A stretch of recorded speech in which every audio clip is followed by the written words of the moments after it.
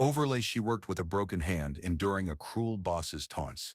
What she didn't know, the quiet customer was the owner, unmasking a shocking truth that would change everything. The aroma of frying bacon and old coffee hung heavy in the air.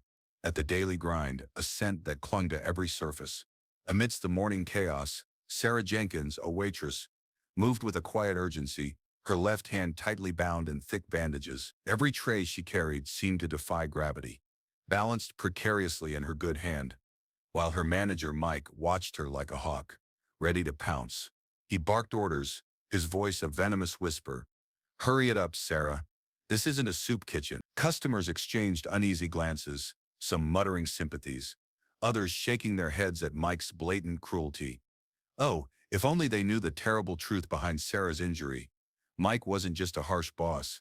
He was a monster with a dark secret. Unbeknownst to everyone, Arthur Sterling, the true owner of the Daily Grind, sat quietly in his usual corner booth.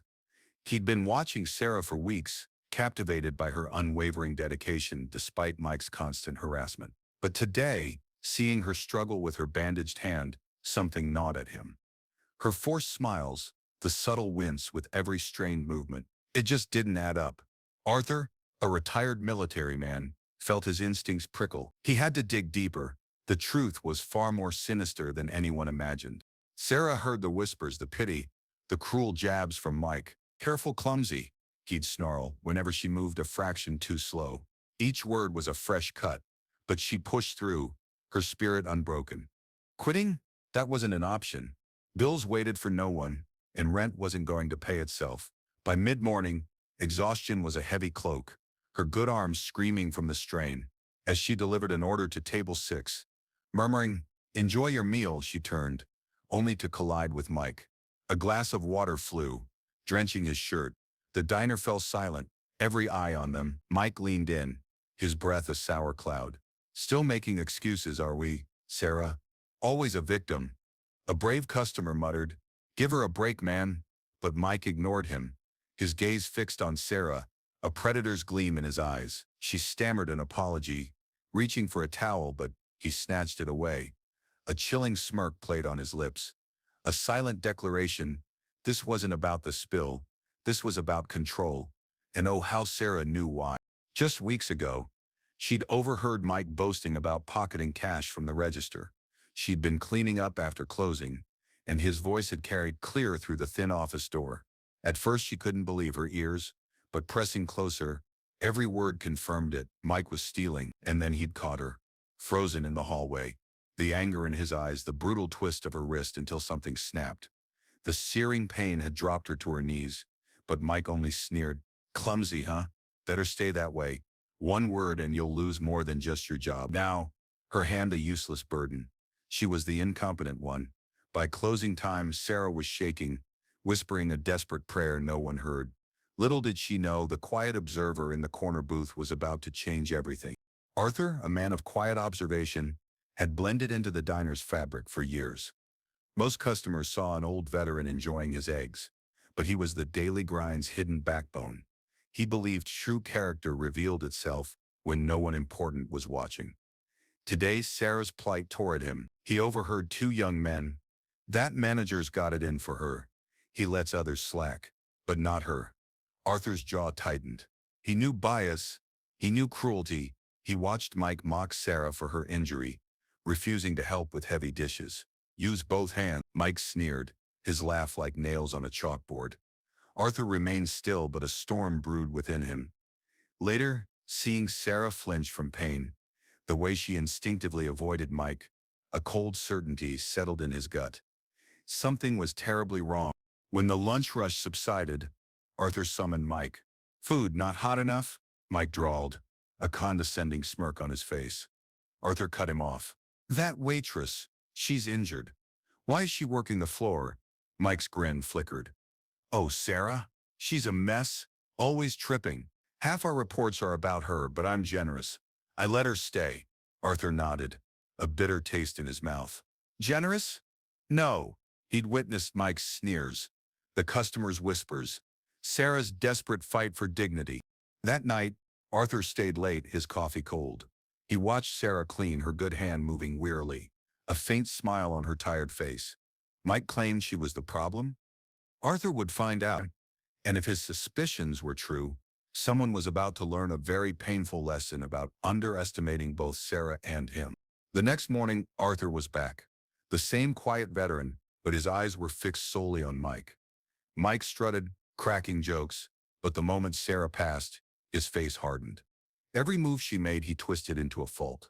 A slow coffee pour, a snap of his fingers, wiping the counter twice, a muttered complaint about wasting time. It wasn't criticism, it was calculated persecution. When Sarah dropped a fork, Mike theatrically groaned. "See what I deal with? Always careless." Sarah's cheeks burned as she bent to retrieve it, her good hand trembling. Arthur knew Mike was setting her up. Later that afternoon, feigning a restroom trip, Arthur slipped into the unlocked office. Misconduct forms. Page after page, Sarah's name accusing her of petty errors he'd never once witnessed.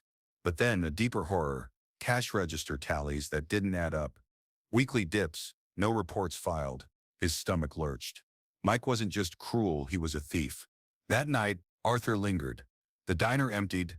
Mike retreated to the office, the door ajar. "Another $5 grand, easy," Mike crowed to a buddy. "And when they notice it missing, that little waitress takes the fall. She's got the most write-ups, no one will believe her." His friend snorted. "Playing with fire, aren't you? What if she talks?" Mike's voice dropped. Cold as ice. "She won't. Not with that hand. Broke it good enough to remind her who's in charge." Arthur froze, his fists clenching. His breath caught in his throat. This wasn't just theft, it was brutal assault. He thought of Sarah's brave smiles, her silent suffering. A fury he hadn't felt in years surged within him. The drunken laughter from the office faded as Arthur slipped out into the biting night air. His military past roared to life.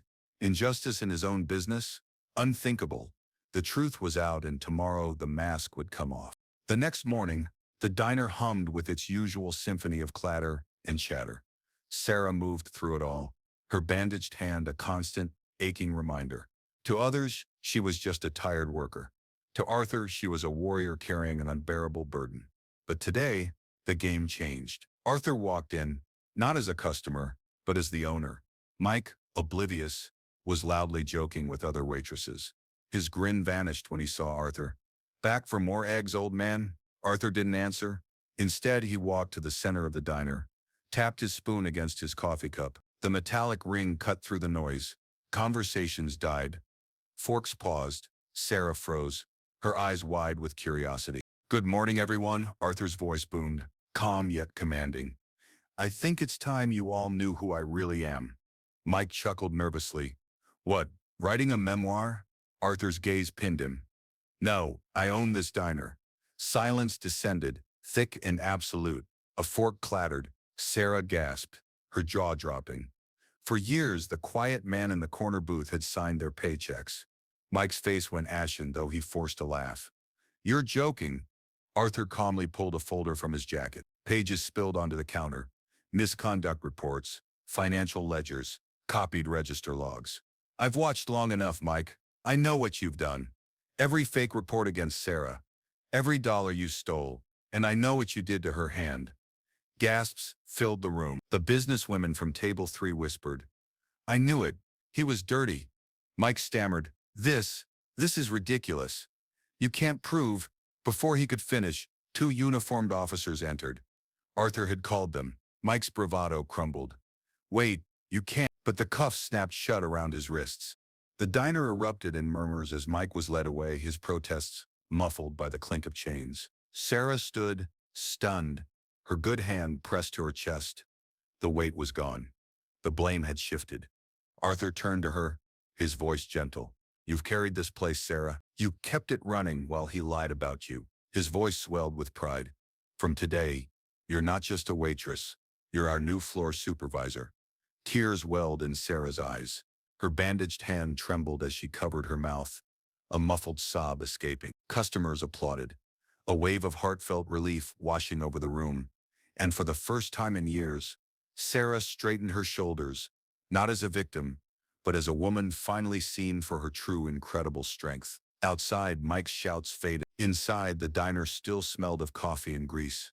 but the air felt different, lighter. Arthur sat back, a quiet smile gracing his lips. Justice, at last, had been